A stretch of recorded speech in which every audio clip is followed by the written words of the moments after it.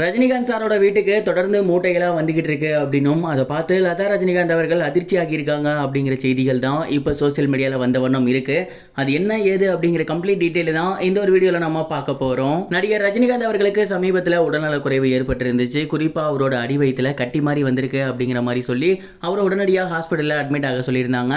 அவருக்கு ரத்த குழாய் அடைப்பு இருந்திருக்கு. அதனால ஸ்டென்ட் அப்படிங்கிற சிகிச்சை பண்ணியிருந்தாங்க.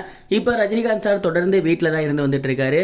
அவரோட உடல்நலம் தேறி அதுக்கப்புறம் தான் அவர் மீண்டும் படப்பிடிப்புக்கு போவார் அப்படிங்கிற செய்திகள்லாம் வெளியாகி இருந்துச்சு. இப்போ அவரோட வீட்டில் அவர் பெட் ரெஸ்ட் எடுத்து வந்துட்டு இருக்காரு. ரஜினிகாந்த் சாருக்கு முடியல அப்படிங்கிறத தெரிஞ்ச உடனேயே அவரோட ரசிகர்கள் எல்லாமே ஹாஸ்பிட்டல் முன்னாடி வந்து கோஷம் போட்டிருந்தாங்க. அதை தொடர்ந்து அவரோட வீட்டு முன்னாடியுமே வந்து டெய்லியும் ஏகப்பட்ட ரசிகர்கள் அவரை பார்த்த வண்ணம் இருக்காங்க. இந்த ஒரு நிலையில அவரை பார்க்க முடியாம இருக்க எத்தனையோ கோடி ரசிகர்கள் அவருக்கு லெட்டர்ஸ் எழுதி போட்டுட்டு இருக்காங்க. ஒன்னு இல்ல ரெண்டு இல்ல, கிட்டத்தட்ட ஏகப்பட்ட லெட்டர்ஸ் வந்து டெய்லியுமே அவங்க வீட்டுக்கு வந்துகிட்டு இருக்கு. கிட்டத்தட்ட மூட்டையா ரஜினிகாந்த் சாரோட வீட்டுக்கு வந்து இறங்குது அப்படின்னு தான் சொல்லணும். அதுலயும் குறிப்பா நிறைய பேர் வந்துட்டு கோயிலுக்கு போயிட்டு அபிஷேகம் பண்றது, அங்க வச்சிருக்க விபூதி குங்குமம் அதெல்லாம் எடுத்து போட்டு வர்றது, அண்ட் கோயில்ல கொடுத்த பிரசாதம் அப்படின்னு இது எல்லாத்தையுமே லெட்டர்ஸ்ல போட்டு அனுப்பிச்சுட்டு இருக்காங்க. இப்படி ரஜினிகாந்த் சாரோட வீட்டுக்கு டெய்லியும் மூட்டைகளா வருது.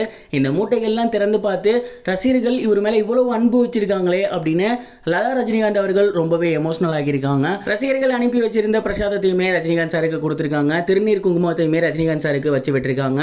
அண்ட் இதெல்லாம் பார்த்து லதா ரஜினிகாந்த் அவர்கள் மட்டும் கிடையாது, ரஜினிகாந்த் சாருமே ரொம்பவே எமோஷனல் ஆகியிருக்காரு அப்படிங்கிறது தெரிய வந்திருக்கு. இந்த நியூஸ் தான் இப்போ சோசியல் மீடியாவில் ரொம்பவே ட்ரெண்டிங்காக போய்கிட்டு இருக்கு. மேலும் ரஜினிகாந்த் சார் வந்து அவங்களோட ஃபேன்ஸுக்கு நன்றி தெரிவிக்கும் விதமாக அவரோட சோசியல் மீடியா பேஜ்லையுமே நன்றி தெரிவிச்சிருக்காரு. அண்ட் ரஜினிகாந்த் சார் இப்போதைக்கு வந்து பெட் ரெஸ்ட்ல தான் இருந்து வந்துட்டு இருக்காரு. இன்னும் ஒரு 2-3 டேஸ் போனதுக்கு அப்புறம் கூலி படத்தோட ஷூட்டிங்ல கலந்துக்குவாரு அப்படிங்கிற மாதிரி லோகேஷ் கனகராஜ் தெரிவிச்சிருக்காரு. ரஜினிகாந்த் சார் ரொம்பவே நல்லபடியாக குணமாகி மீண்டும் ஸ்பீடி ரெக்கவரி ஆகணும் அப்படின்னு எல்லாம் வல்ல இறைவனை வேண்டிக்கலாம். இது ஒரு புறம் இருக்க மாகாப்பா ஆனந்த் அவர்கள் மீது இப்போ கேஸ் ஒன்று பதிவாகி இருக்கு. இந்த ஒரு விஷயம் சோசியல் மீடியாவில் ட்ரெண்டிங்கில் போய்கிட்டு இருக்கு. மாகாப்பா ஆனந்த் விஜய் டிவியோட ஒன் ஆஃப் த தூண் அப்படின்னே சொல்லலாம். ஆஃப்டர் சிவகார்த்திகேயன் இவர் தான் ஏகப்பட்ட ஷோஸஸ் தொகுந்து வழங்கிட்டு இருந்தாரு. இவருக்குமே நிறைய பட வாய்ப்புகள் வந்துச்சு.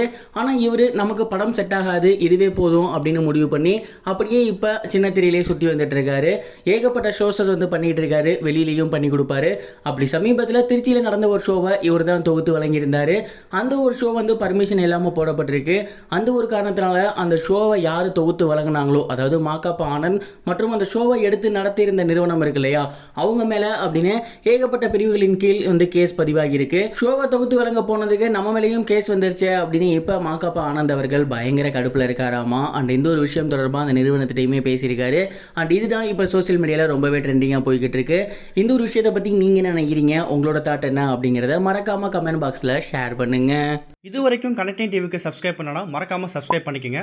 உடனடி அப்டேட்ஸ் பெறுவதற்கு நோட்டிஃபிகேஷன் பெல்லையும் கிளிக் பண்ணிக்கங்க.